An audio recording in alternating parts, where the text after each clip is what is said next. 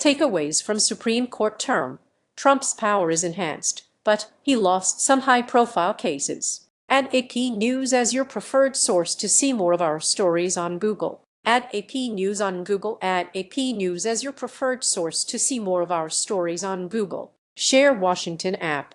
President Donald Trump didn't get what he wanted in some of the biggest Supreme Court cases this year.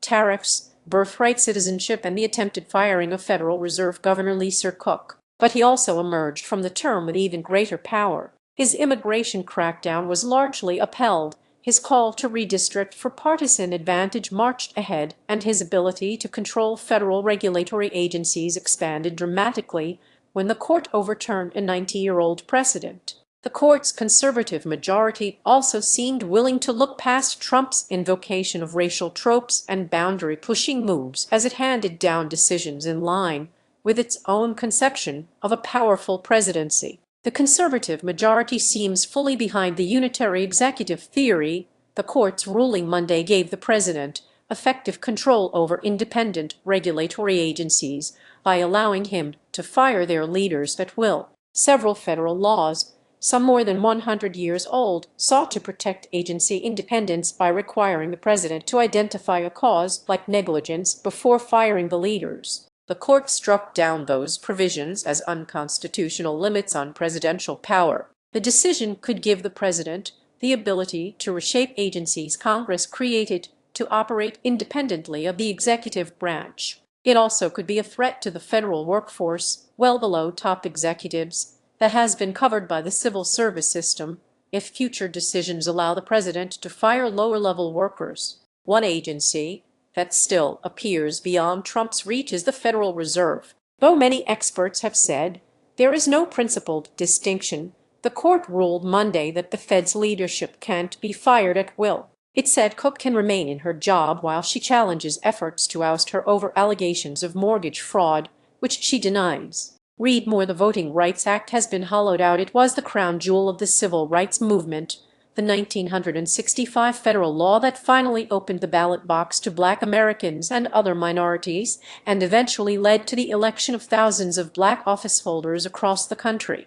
But since 2013, the court has systematically and severely cut back on the ability of minority voters to invoke the law's protections to challenge election changes, saying the need for those protections had largely passed. In April, the court made it much harder for minority voters to challenge electoral districts that result in reduced opportunity to elect candidates of their choosing unless they can effectively prove intentional racial discrimination. The decision meshed with Trump's call for Republicans to redraw as many districts as possible to try to hold on to their slim majority in the House. Alabama, Louisiana, and Tennessee eliminated largely Black districts in response to the decision, including an Alabama district that was created in response to a Supreme Court ruling 3 years ago. The immigration crackdown has been at the center of Trump's agenda. The Trump administration notched a series of wins on immigration this term.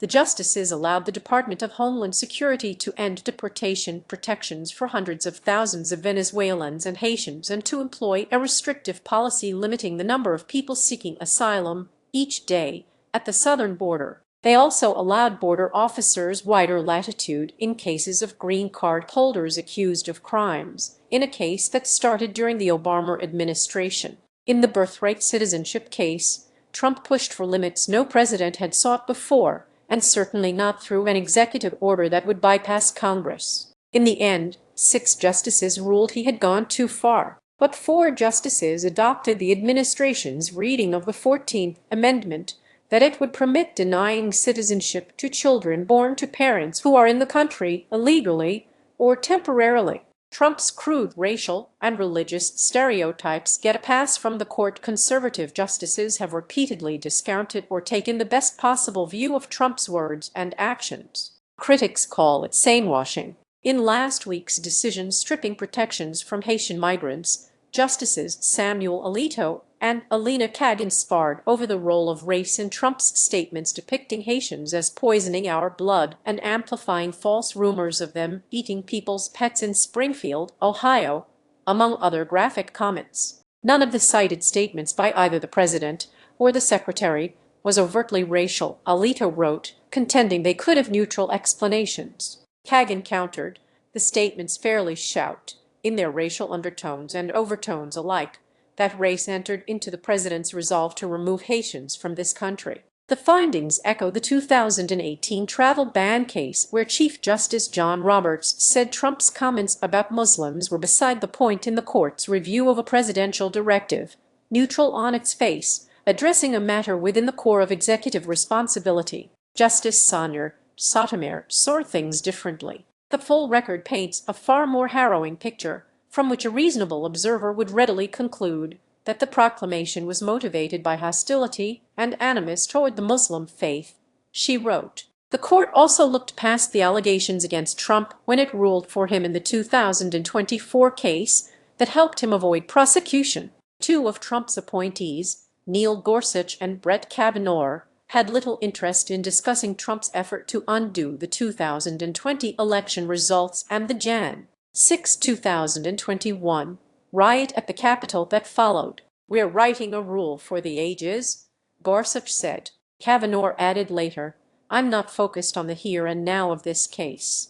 I'm very concerned about the future." The court rejected Trump's global tariffs. A six-justice majority of 3 liberal and 3 conservative justices ruled in February that an emergency powers law doesn't let Trump bypass Congress. No president had ever tried the tactic before. Trump responded to the loss by sharply criticizing the justices who ruled against him, referring to those he nominated as an embarrassment to their families. Meanwhile, he has continued threatening tariffs under other authorities, and new tariffs he imposed in response to the High Court ruling remain in effect even as they, too, have been challenged. Gun rights get a modest boost. The justices backed Second Amendment rights in a pair of rulings. One found that people can't be barred from owning firearms just because they regularly use marijuana. While the federal ban wasn't often enforced in broad terms, the court's decision recognized